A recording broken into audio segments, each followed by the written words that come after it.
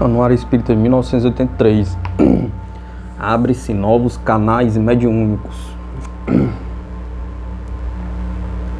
Abre-se novos canais mediúnicos, que as vozes do mais além se fazem ouvir com segurança e beleza crescentes. Com essas palavras, Emmanuel, pela psicografia de Francisco Cândido Xavier, inicia o prefácio da obra Olá, Amigos, de autoria mediúnica de Euríclides Formiga. Olá, Amigos é uma coletânea de cartas de pessoas desencarnadas a seus parentes, um tipo de trabalho literário mediúnico, como na biografia espírita através da psicografia de Chico Xavier, mas pela primeira vez lançado em livro por outro médium que tem se caracterizado como um fiel instrumento de outro plano da vida. O livro foi editado pelo Instituto de Difusão Espírita de Araras e procurado ser bastante detalhista no sentido de revelar o aspecto autêntico das mensagens recebidas por Formiga.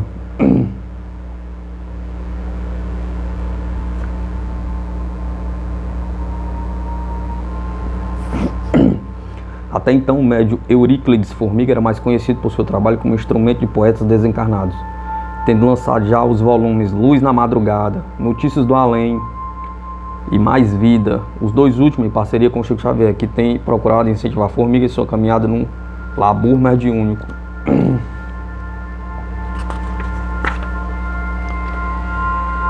Euríclides Formiga ao lado de Chico Xavier, no Centro Espírita Perseverança, em São Paulo.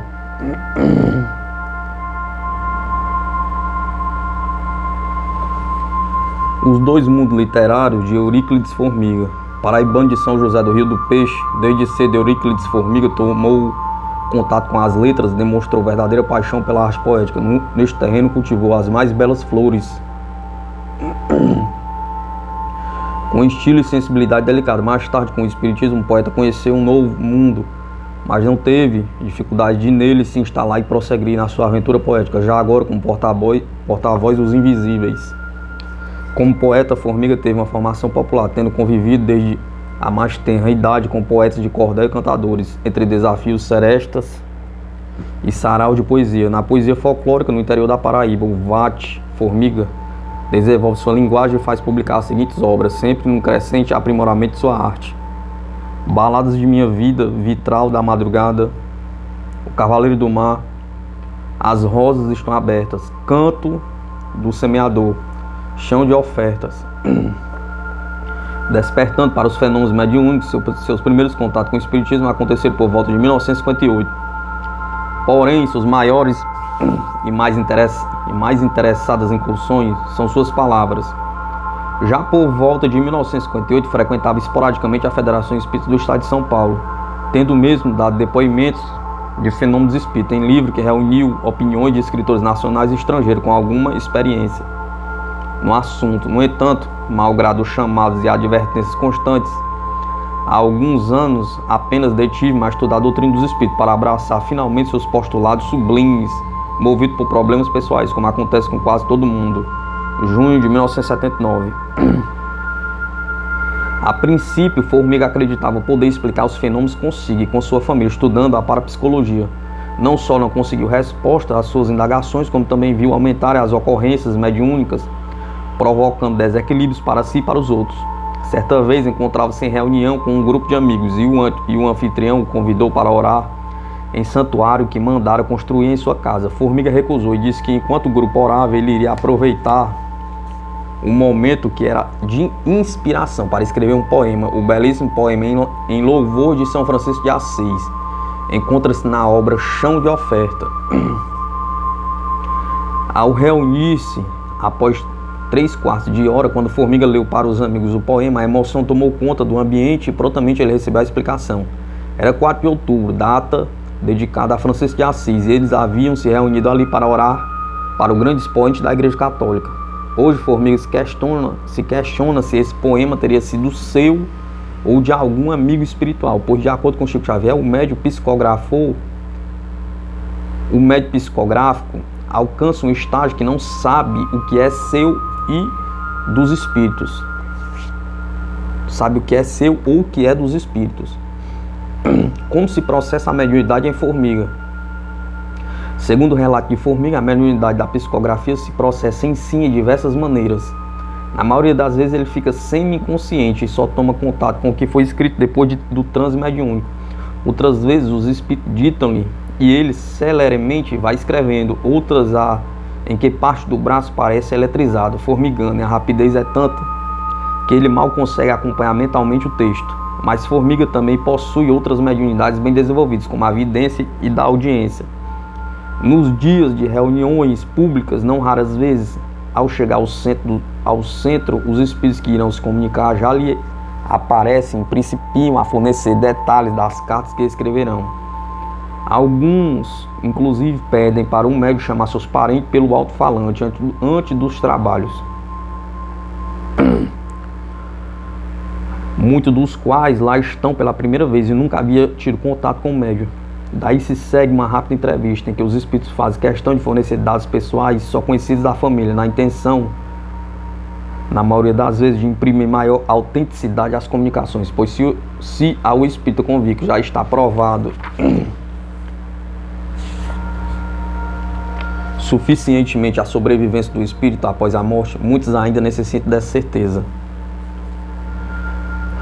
No alto, Euríclides Formiga, psicografando ao lado de Francisco Cândido Xavier, reunião pública do Centro Espírita Perseverança, em São Paulo. Entre os médios, vê-se Dona Guiomar Albanese, valorosa e infatigável presidente da instituição. Acima, Formiga psicografa em reunião do Grupo Espírita da Prece, em Uberaba.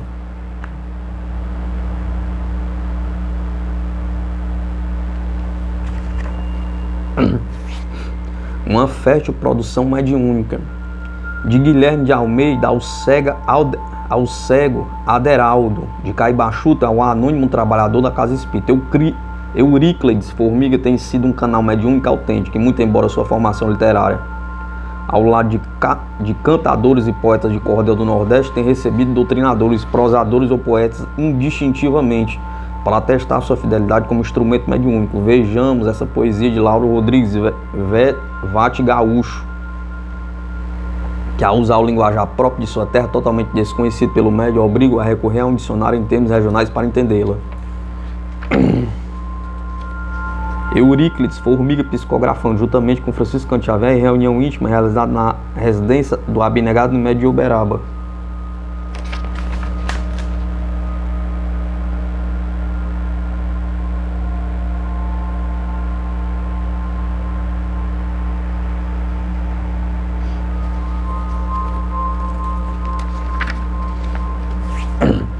O caráter consolador da mediunidade.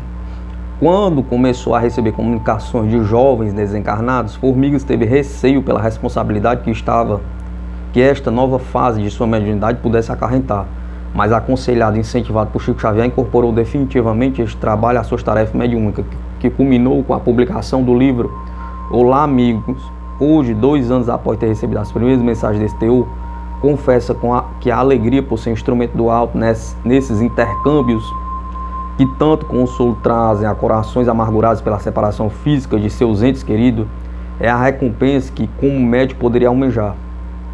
Assim, a cada reunião pública no Centro Espírita Perseverança, onde atua 3, 4 cartas mediúnicas, devolvem a esperança e a fé a dezenas de criaturas que, através da ponte bendita que é a mediunidade, confirmam a vida imortal do espírito e servem para que os mortos, entre aspas, voltem para dizer que continuam muito vivos e ligados em pensamento e presença espiritual à família querida que os obrigou na jornada terrena. Euríclides Formiga, além de poeta, é jornalista, bacharel em Direito, residente em São Paulo, onde exerce função pública federal, e como espírita empresta sua colaboração no acima citado Centro Espírita Perseverança, situado na Rua Bruna 53, Água Rasa, São Paulo. Anuário Espírita de 1983.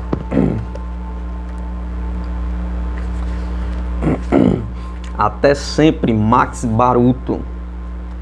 Em 1945, ao regressar da Segunda Guerra Mundial, o pracinha Massimiliano Baruto, Max na intimidade, encontrou sua noiva Ruth, também residente na cidade paulista de Araras, ainda às voltas com um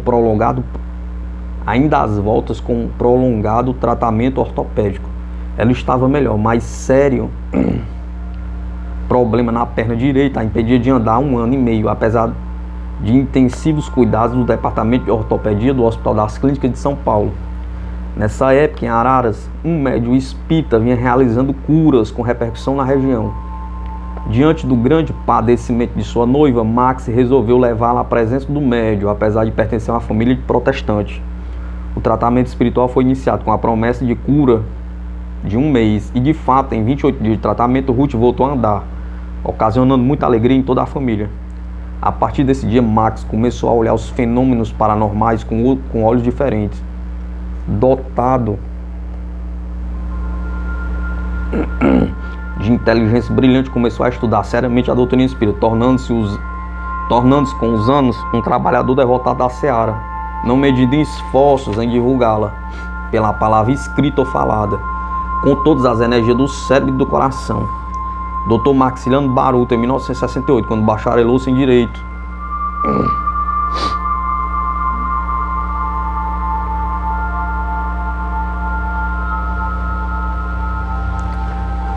recentemente, na madrugada de 20 de junho de 1982, após prolongada enfermidade cardíaca, Max despediu-se de sua querida Araras, de sua família e de seus inumeráveis amigos e confrades ao viajar de regresso à pátria maior, mas sabemos que em espírito continua conosco, em contato com a cidade que tanto amou, e por isso diremos com a mesma fé que sempre nos irmanou, até sempre Max. Filho de Maximiliano Baruto, Max não era Júnior, pois perdeu o pai antes de seu nascimento, e Irodíade Celisca. Ele nasceu em Araras, a 16 de maio de 1916. Sempre participou ativamente da vida política ararense, integrando-se à Câmara de Vereadores em 2 legislaturas. Em 1968, bacharelou-se em Ciências Jurídicas e em 1971 especializou-se em Direito Tributário e Ciência das Finanças pela Universidade de São Paulo. Foi um dos fundadores da loja maçônica Fraternidade Ararense, jornalista de cultura rica e multiforme. Max colaborou assiduamente em jornais locais até os últimos dias terrenos. Em seus artigos sempre colocava com desassombro a interpretação cristã e espírita nos temas em exame, citando trechos da Bíblia e da literatura espírita. Livros que ele conhecia profundamente, especificando a fonte bibliográfica. A sua atuação espírita se fez presente no Sanatório Antônio Luiz Saião, participando da diretoria das reuniões doutrinárias desde a sua fundação em 1950. No Centro Espírita João Batista sempre exerceu o cargo de orador e ultimamente ocupava a presidência da instituição. Deixou a viúva, a senhora Ruth Marcondes Baruto, estimada e atuante confreira. Ao término deste rápido perfil biográfico de nosso inesquecível companheiro, transcreveremos com prazer alguns tópicos das considerações fiéis do professor Paulo Gomes Barbosa, expedidas na crônica Expressão de Cultura e Honradez, publicado no jornal Tribuna do Povo, Araras, 8 de 11 de 1981, 7 meses antes da desencarnação de Max. Conta a cidade entre os seus mais conhecidos cultivadores da inteligência com a pessoa do advogado Maximiliano Baruto. É uma cultura saliente, dado o vigor das convicções que a exornam. Este nosso caro amigo tem aqui o exercício de sua advocacia. Sua manifestação é sóbria, porque não fez da carreira encetada o tudo na vida do trabalho. Foi o que senti numa visita recente que lhe fiz há dias em sua residência. A biblioteca particular fala mais que ele mesmo em sua modéstia. Com as estantes cobrindo as paredes de 2 cômodos da casa, o número, a variedade e o conteúdo dos livros mostraram-me a medida do homem, na verdade, comprazido nos estudos. Faz bem, higieniza a mente um contato de amistosa palestra com alguém do naipe intelectual de Maximiliano Baruto. A gente nota-lhe na palavra a prudência de exposição de argumentos personificada, no expandir-se quando se calça a lógica do raciocínio. Nele se admira, sobretudo, a sinceridade, adepto fervoroso, convicto da doutrina espírita. Não lhe ouvi nessa visita, assim como em todo o nosso longo relacionamento, sequer um vislumbre de absolutismo intolerante. Crê na ortodoxia dos seus princípios, mas respeita os de outrem. E ainda neste terreno literário é com prazer que cito o seu trabalho de erudição, prestes a ser editado, Pesquisa de Teor Filosófico, Histórico e Religioso. O título, Fatos Espíritas na Bíblia, é mais uma comprovação de sua cultura geral. A mim me coube, por nímia gentileza sua, a honra de prefaciá-lo. Uma frase latina de Cícero, escritor e tribuno romano, define o bem. Amigo verdadeiro se conhece em ocasiões difíceis. Tive dele essa demonstração e sou-lhe grato. Filho de Araras, o caro Max o é também dos seus grandes amigos. Na década de 50 integrou-se entre os mais ardorosos fãs da saudosa coligação agigantadora de nosso progresso. Na de 60 elegeu-se vereador à altura de um legislativo. Na de 70 deu tudo de si para ser dos mais eficientes auxiliares da administração municipal. Maximiliano Baruto, um nome, expressão de cultura e honradez. Anuário Espírita de 1983.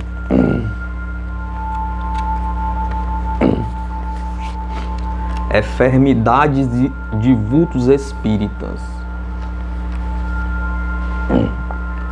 General Augusto da Cunha Duque Estrada.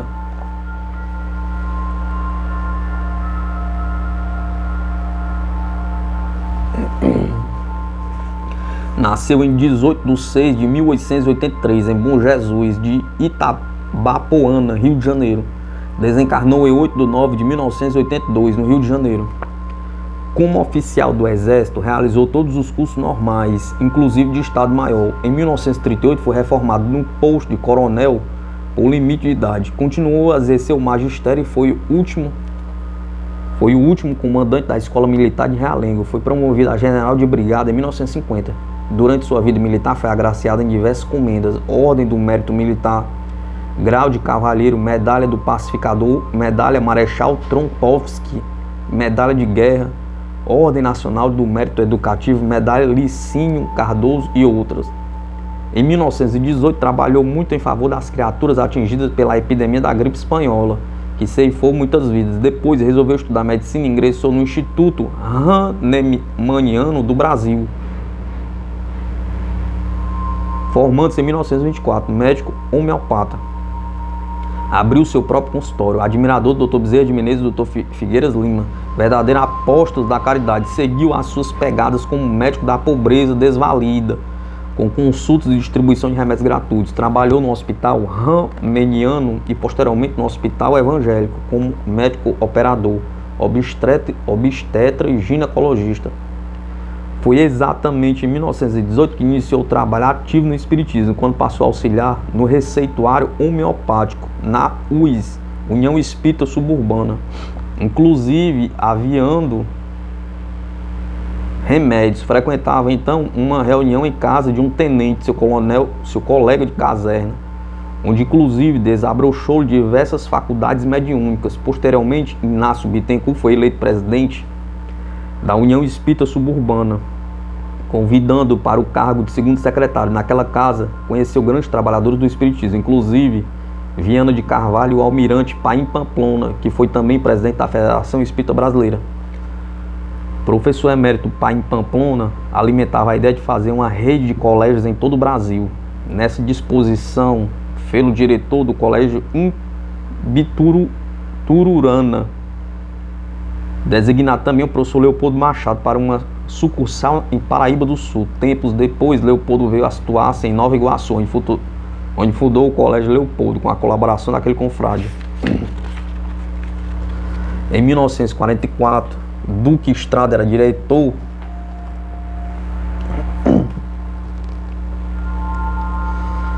de assistência do Clube Militar, quando seu companheiro, Major João Batista, o propôs para sócio fundador da Cruzada dos Militares Espíritas, sendo o presidente o almirante Carlos Borges de Faria. Em 1953, substituiu na presidência, cujo mandato exerceu até 1972, quando, por motivo de saúde, foi substituído pelo general Milton Roli de Souza. Na sua gestão foi construída a sede própria e fundados diversos núcleos no Rio de Janeiro e em outras regiões do país.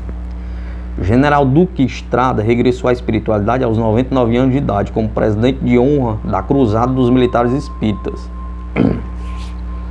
Balbina Augusta de Moraes.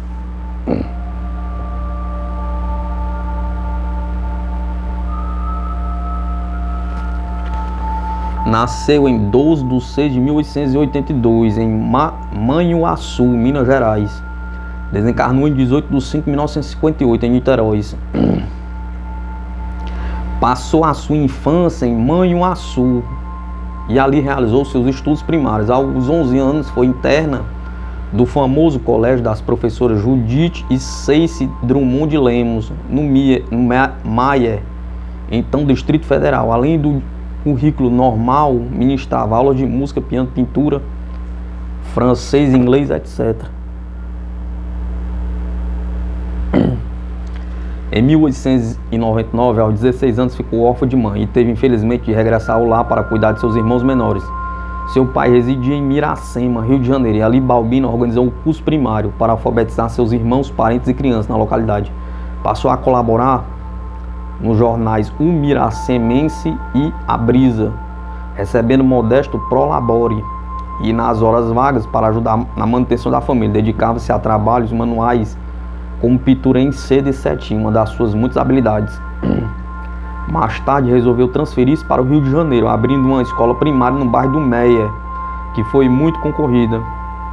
Ávida de saber, Balbina de Moraes aperfeiçoou seus estudos de português, francês, matemática e caligrafia. Formou-se em contabilidade, continuou os estudos de música, piano, teoria, solfejo e harmonia. Um amigo de seu pai, à beira da falência, com toda a escrita da casa comercial atrasada, recorreu aos seus préstimos. Para salvá-lo de uma derrocada, trabalhou dias e noites consecutivas, com pleno êxito. Em decorrência desse esforço, sobreviram os primeiros sintomas de um problema nos olhos, sendo então desenganado pela medicina. Não se desesperou, ingressou no Instituto Benjamin Constant para estudar braille e aos 47 anos está completamente cega. Aprendeu Esperanto e passou a contribuir de forma marcante com a difusão deste idioma internacional. Fundou o Clube Esperantista de Niterói, hoje Niterói Esperanto Clube, realizando com seu idealismo duas grandes convenções, em 1952 em Niterói e 1954 em Macaé, das quais foi a principal dinamizadora.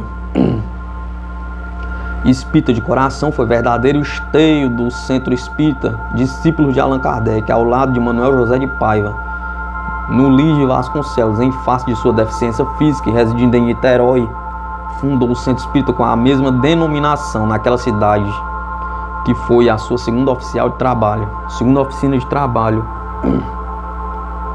Depois de seu regresso à espiritualidade, disse Emmanuel através de Chico Xavier: é sublime cerrar os olhos materiais para que a visão espiritual se dilate. A noite de Balbina povoou-se de astros divinos.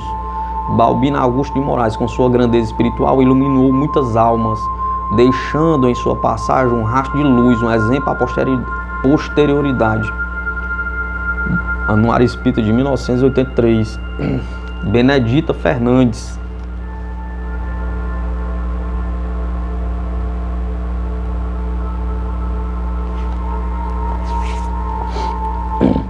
Nasceu em 27 de 6 de 1883, em Campos Novos do Cunha, São Paulo. Desencarnou em 9 de 10 de 1947, em Araçatuba, São Paulo. Vítima de pertinaz obsessão, perambulava pela região noroeste do estado de São Paulo, até que um grupo de espíritas condoídos de seu estado encaminharam seu nome para uma reunião de desobsessão. E, surpreendentemente, o socorro não se fez esperar. Apresentou de imediato sensíveis melhoras até a cura completa. Após a sua recuperação, decidiu-se a tarefa de auxílio às criaturas que, como ela, estavam presas na malha da obsessão ou da loucura. Nesse propósito, fundou em Araçatuba a Associação de Senhoras Cristãs, coadjuvante por um grupo de senhoras da melhor sociedade local.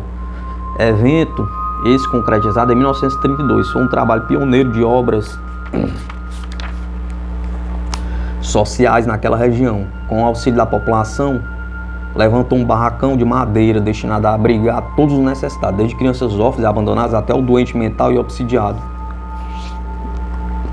Benedita Fernandes era portadora de diversas faculdades mediúnicas, aplicadas unicamente em favor dos doentes necessitados. A sua fama cresceu.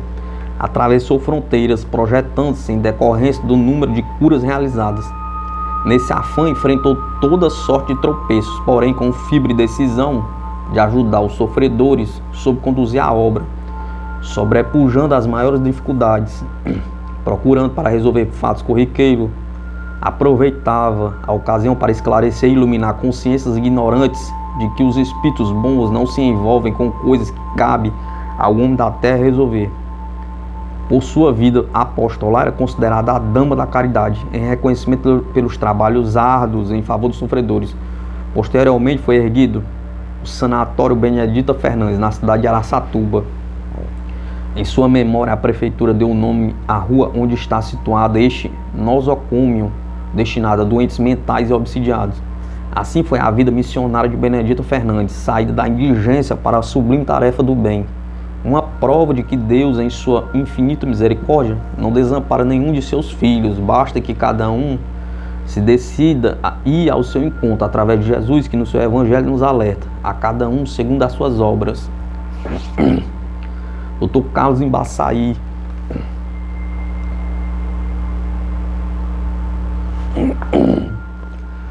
Nasceu em 9 de 9 de 1883, em Salvador, Bahia. Desencarnou em 4 de 8 de 1969, em Niterói, Rio de Janeiro. Advogado formado pela Faculdade de Direito do Rio de Janeiro, exerceu a profissão até 1915, quando ingressou como funcionário no Ministério da Fazenda. Aposentou-se como titular da Secretaria de Estatística Econômica do Estado do Rio de Janeiro e foi membro do Conselho Geográfico e Estatístico.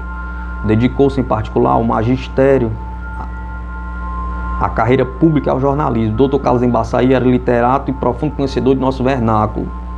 Também falava fluentemente inglês, francês e italiano. Foi levado ao espiritismo pela mão do poeta Amaral Ornelas, seu colega de repartição e amigo íntimo.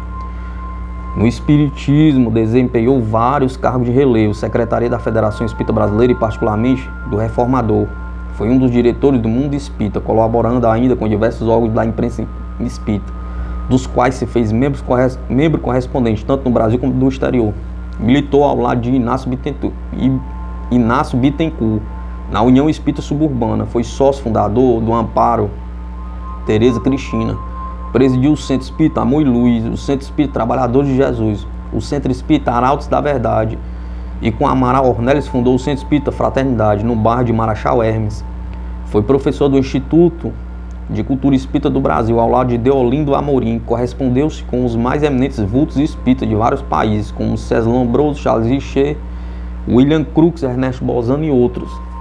Sua produção literária era vastíssima, desde romances profanos como Leviana, porém de cunho moral, como de outras facetas filosóficas e científicas, e sobretudo moral, Os Menezes, A Margem do Espiritismo, Espiritismo à Luz dos Fatos, Religião, Mediunidade à Lei, Parapsicologia e Psicanálise, Ciência e Metapsíquica, A Missão de Allan Kardec, Enigmas da Parapsicologia, Hipóteses em Parapsicologia, Freud e as Manifestações da Alma, O que é a Morte, além de muitos outros. Traduziu livros do inglês, do francês, do italiano, prefaciou 22 livros e deixou para mais de 50 volumes encadernados de recortes e artigos que fez publicar. Além de toda esta atividade, Carlos Embaçaí foi conferencista dos mais solicitados em todo o Rio de Janeiro e diversos outros estados. Sustentou polêmicas que marcam época com médicos, religiosos e cientistas em defesa da doutrina e seus princípios básicos. Por tudo que realizou, permaneceu para sempre na galeria dos grandes vultos do espiritismo como um dos maiores defensores de seus postulados. Comandante José Simeão Corrêa da Silva.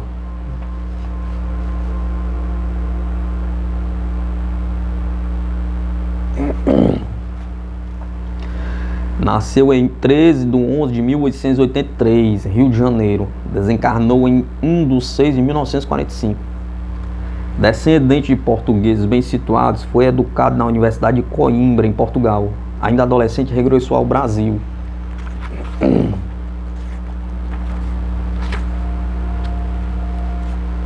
Pouco depois, ficou órfão de pai, sob a tutela de um tio que dilapidou toda a sua fortuna.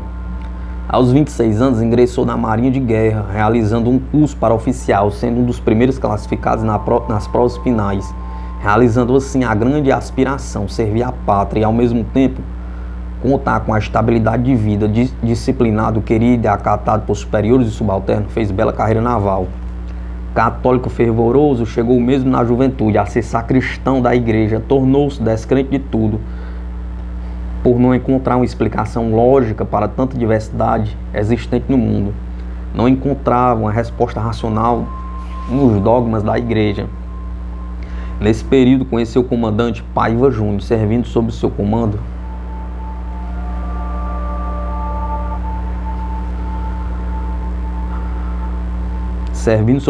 Espírita dos mais abalizados no Rio de Janeiro. Sabedor do estado de espírito de Simeão Corrêa, sem qualquer proselitismo, passou a conversar com ele, dando-lhe uma visão nova da imensurável bondade de Deus e sua justiça, e da fé raciocinada que o Espiritismo aconselha. Mesmo assim, não foi fácil convencê-lo, estava de posição firmada contra qualquer tipo de religião. Até que, inesperadamente, o próprio Simeão recebeu manifestação de um espírito que deu magnífica comunicação. Revelou coisas que ele mesmo ignorava, estava assim desabrochada a sua mediunidade. O comandante Paiva Júnior aconselhou a ler inicialmente o Livro dos Espíritos e o convidou a frequentar o Centro Espírita de Jacarepaguá, de que era presidente. Assim ocorreu a sua conversão ao Espiritismo. Tempos depois fundava ele o Centro Espírita Estudantes da Verdade, em Madureira. Nessa altura, sua mediunidade havia progredido muito, especialmente a curadora. Um casal amigo, Álvaro Lobo da Cunha e Dona Laura, planejando fundar um hospital, doou uma grande área de terreno em Jacarepaguá, inclusive a chácara que pertencia ao Marechal Argolo, para onde foi transferido o centro. A 13 de 4 de 1931, inaugurava o orfanato Pedro Richard e diversas obras assistenciais. Simeão Corrêa da Silva foi um espírita no sentido exato da palavra. Adotou no Estudante da Verdade um estudo sistematizado da obra kardeciana, consciente de que, ignorando Kardec, o adepto se perde no emaranhado das convicções trazidas de outras religiões. Seu lema foi: estudar Kardec para viver Jesus. Doutor Euzinho Gastão Lavinho nasceu em 17 de 12 de 1883 em Ilhéus, Bahia. Desencarnou em 30 de 4 de 1973, Salvador, Bahia. Foram seus pais Luiz Gastão Lavigne e Leonina Augusta Lavigne, proprietários da fazenda Itarari, no município de Ilhéus. Terminando o seu curso primário, transferiu-se para Salvador, onde realizou os preparatórios para ingressar na Faculdade de Direito, rolando o grau na turma de 1908. Exerceu a profissão em Salvador, Jequié, Mato Grosso e Ponta Porã. Entrou para a política e foi eleito prefeito de Ilhéus em 1930 a 1937, realizando muitas obras de vulto. Tornou-se líder político na região cacaueira baiana, na luta pelas classes menos favorecidas, ficando mal visto pelos latifundiários, sofrendo por isso perseguições injustas. Ingressou no jornalismo e, com sua grande cultura, denunciou pela imprensa arbitrariedades, inclusive das autoridades. Euzinho Lavigne dedicou-se também à literatura, foi membro da Academia de Letras de Ilhéus, deixando várias obras publicadas, e colaborou em vários órgãos de imprensa em diversos estados, inclusive no Diário da Bahia e no Diário de Ilhéus.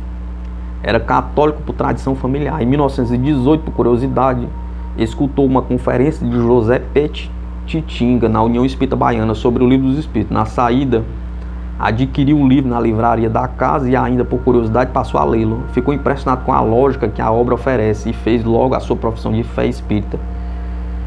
Estudou minuciosamente toda a obra de Kardec e os grandes clássicos da literatura espírita. Associou-se à União Espírita Baiana e passou a colaborar ativamente com José Petitinga, o grande líder espírita baiano da época.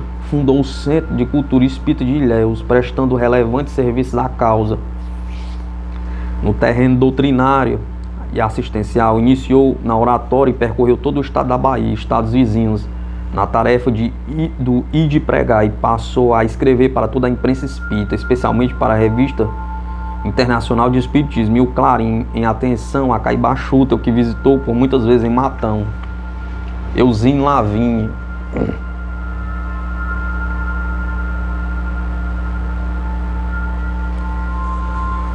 Colaborou ainda com o reformador A Nova Era, Mundo Espírita e tantos outros. De sua bibliografia constam Os Espíritas e as Questões Sociais, Perfectibilidade do Espírita no Socialismo, O Fenômeno Tio Juca e vários opúsculos, todos de grande interesse doutrinário.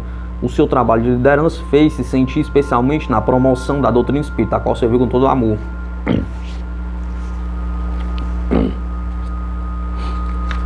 Joana Tereza Vieira de Lima, Abigail Lima.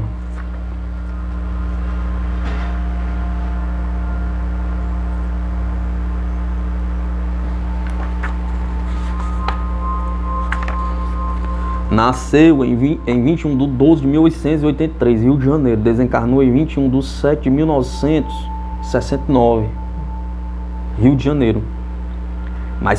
Mais conhecida por Abigail Lima, nome que adotou quando foi crismada por não gostar de seu verdadeiro nome e pela grande amizade que devotava a sua madrinha, chamada Abigail. De família católica, foi educada em um colégio de religiosos no bairro de Laranjeiras. Apesar de obediente à religião de seus pais, era avessa aos dogmas do confessionário e da Eucaristia, tendo por isso recebido sérias repreensões das educadoras. Sua aversão era tal que, quando obrigada a se confessar, adoecia e muitas vezes a comunhão era dada no leito, tanto que seus pais, sabedores do problema, foram obrigados a transferi-la de colégio, onde não houvesse tal obrigatoriedade. Conta ela em entrevista datada de 1952 a Américo Carvalho, diretor do jornal Espírita, já extinto, que ficou noiva de Manuel da Mota Lima aos 17 anos de idade. Sendo seu noivo de família católica, ela fazia questão de casamento religioso. Depois de tudo pronto, marcado o casamento, ela se recusou a casar na igreja, para a decepção geral, inclusive do próprio noivo, que afinal cedeu à sua vontade. Abigail Lima tomou conhecimento dos fenômenos mediúnicos através de sua própria mãe, que, sem qualquer conhecimento do espiritismo, era tomada por uma entidade espiritual, revelando uma personalidade inteiramente diversa da sua. Porém, por preconceito religioso, a família jamais procurou contato com o espiritismo. Dias depois de casada, visitando uma amiga enferma, foi envolvida por um espírito inteiramente inconsciente de tudo que se passava, aplicou-lhe um passe e a amiga recuperou-se de imediato. O esposo, ao tomar conhecimento do fato, proibiu-a de procurar uma casa espírita. Meses depois, ela foi acometida de uma crise nervosa, sendo tratada pelo Dr. Filgueiras Lima, médico homeopata famoso, que lhe aconselhou frequentar a Federação Espírita Brasileira e procurar o médium receitista Manuel Quintão. Com apenas uma receita, recuperou-se. Na Federação Espírita, conheceu Ignácio Bittencourt e passou a frequentar o centro espírita dirigido por ele, em Botafogo, na qual desenvolveu sua mediunidade e tomou conhecimento total da doutrina espírita. A partir daí, o marido rendeu-se à evidência dos fatos e passou a colaborar com ela na grande tarefa que lhes estava destinada. Fundou e dirigiu inúmeras instituições espíritas. Dedicou-se com muito amor à criança órfã e abandonada, fundando a instituição Pátria do Evangelho, no bairro de Madureira, com um efetivo de 65 meninas que criou e educou com muito amor. Mais tarde juntou-se a ela Dona Constância Carvalho, senhora de muitas posses, dona da fazenda Madureira, que se transformou numa comunidade espírita com a colaboração dos maiores nomes da época, como Dr. Levindo de Melo, Lins de Vasconcelos, João Carlos Moreira Guimarães e tantos outros. Abigail Lima foi uma verdadeira heroína, exemplo de educadora, uma das mais abnegadas mulheres espíritas de sua época no Rio de Janeiro. Daniel Douglas Rume.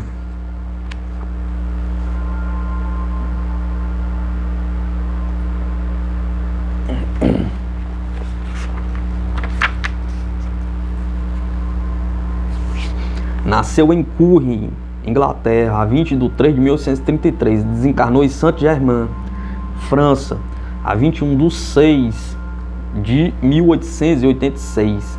Segundo Conan Doyle, foi o maior médium que o mundo moderno já viu no campo das manifestações físicas. História do espiritualismo.